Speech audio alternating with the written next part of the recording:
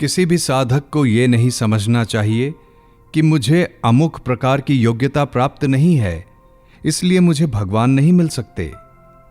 यह मानना भगवान की महिमा को न जानकर उनकी कृपा का अनादर करना है, क्योंकि भगवान अपनी कृपा से प्रेरित होकर ही साधक को मिलते हैं।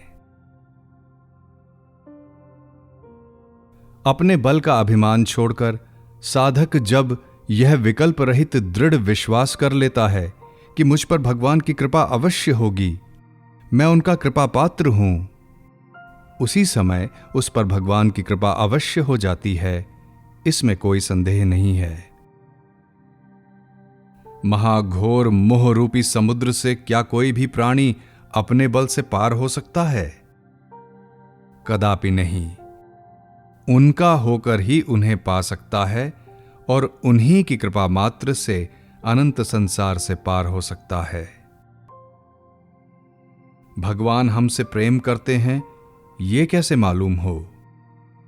जैसे माता अपने बच्चे के लिए तरसती है, वैसे ही भगवान अपने भक्त के लिए तरसते हैं।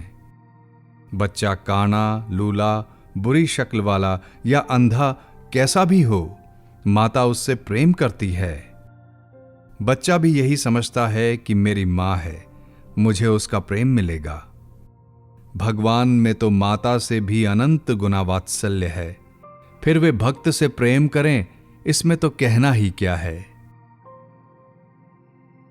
प्रभु अनंत हैं, उनकी कृपा भी अनंत है, अतः उनकी कृपा से जो कुछ मिलता है वह भी अनंत मिलता है।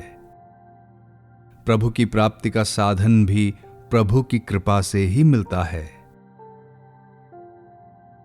जिस पर विश्वास होता है उससे संबंध हो जाता है, जिससे संबंध हो जाता है उसी का चिंतन होता है, और जिसका चिंतन होता है उसी से प्रेम होता है। भगवान पर विश्वास और प्रेम स्वाभाविक होना चाहिए, किसी प्रकार का जोर डालकर नहीं, क्योंकि प्रयत्न साध्य वस्तु स्थायी नहीं होती। जिसमें जितनी चतुराई चालाकी होती है उतना ही वह प्रेम के राज्य से दूर रहता है, और जिसमें जितना भोलापन होता है उतना ही वो प्रेम के साम्राज्य में प्रवेश पाता है।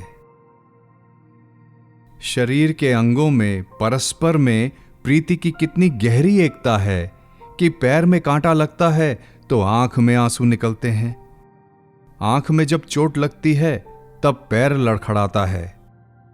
इसी प्रकार समस्त विश्व के साथ हमारी स्नेह की एकता हो।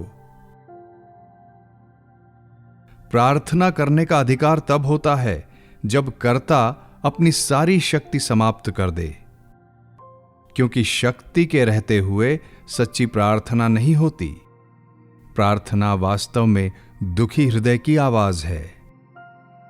जो प्रार्थी अपनी सारी शक्ति समाप्त कर सर्वसमर्थ इष्ट देव से प्रार्थना करता है, उसकी प्रार्थना अवश्य सफल होती है। प्रार्थना की नहीं जाती बल्कि होती है, क्योंकि जब अभिलाषा मिटा पाते नहीं और उसके पूर्ण करने की शक्ति नहीं होती, तब जो आवाज हृदय से उत्पन्न होती है वही प्रार्थना होती है। यदि अपनी ओर से पूरा प्रयास करने पर भी हम सुख के भोग और उसके आकर्षण को छोड़ने में अपने आप को असमर्थ पाते हैं, तो सरल विश्वास पूर्वक दुखी हृदय से सर्वसमर्थ प्रभु से प्रार्थना करनी चाहिए, दुख अवश्य मिट जाएगा। जिस प्रकार मां को शिशु की सभी आवश्यकताओं का ज्ञान है एवं शिशु के बिना कहे ही मां वह करती है जो उसे करना चाहिए, उसी प्रकार आनंद घन भगवान हमारे बिना कहे ही वह अवश्य करते हैं जो उन्हें करना चाहिए, परंतु हम उनकी दी हुई शक्ति का सदुपयोग नहीं करते और निर्बलता मिटाने के लिए बनावटी प्रार्थना करते रहते हैं।